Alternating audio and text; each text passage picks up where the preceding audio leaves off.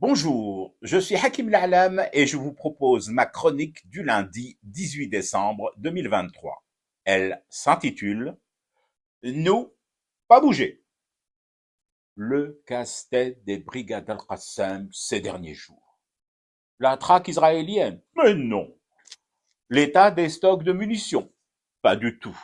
Les provisions et rations alimentaires? Vous n'y êtes pas. Alors quoi, nom d'un narguilé? J'y viens, je vous explique.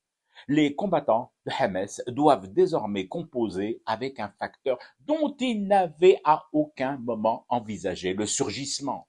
Hey, on a beau tout prévoir, anticiper un tas de trucs, faire et refaire les plans d'attaque, mettre sur la table un plan B, un plan C, un plan E, et autant de plans qu'il y a de lettres dans l'alphabet, t'as toujours un truc de dernière minute qui sort comme ça de la boîte, sans prévenir, comme un diable monté sur ressort.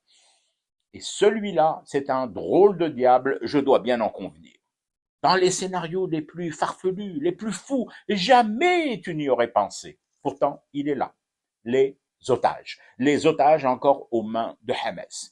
Depuis quelques heures et l'assassinat par l'armée sioniste de 3 otages israéliens, c'est le drame dans les lieux de leur détention.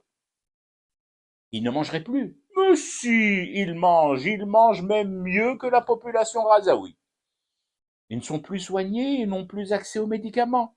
Pas du tout. Ils sont mieux soignés et bien plus médicamentés que la population razaoui. Alors, c'est qu'ils n'ont plus d'eau et risquent à tout moment de mourir de soif. N'importe quoi. Ils boivent de l'eau minérale et se douchent même avec. Enfin quoi, Hakim?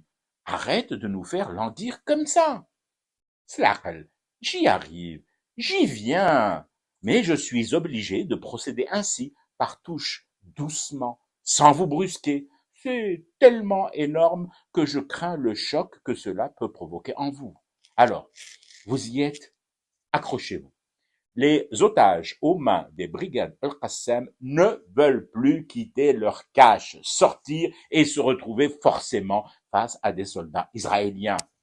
Ils auraient d'ailleurs tenu une réunion entre eux ces dernières heures et menaceraient à présent d'entamer une grève générale de la libération. Oui, messieurs et mesdames, dit crûment, les otages israéliens exigent à présent de rester sous la garde express de Hamas. Non, rien à voir avec le classique syndrome de Stockholm. C'est juste que ces otages ont pesé le pour et le contre. Comment peut-on peser le pour et le contre dans le noir? Me demandez-vous sur un ton candide. Mais enfin, ils n'ont pas pesé le pour et le contre dans le noir. Leurs lieux de détention sont mieux éclairés que les domiciles des Razaouis, voire des PC de commandement israéliens en bordure de la bande de Raza. Et donc, en pleine lumière, et surtout en pleine conscience, ces otages veulent rester là où ils sont.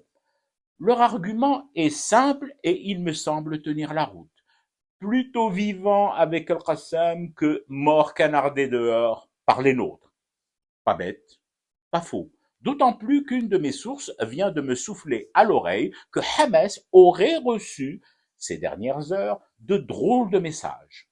Des soldats israéliens auraient eux aussi imploré par SMS de rejoindre en otage consentant les caches et abris des brigades Al-Qassam. Ils s'y estiment plus en sécurité que là-haut, à l'air libre.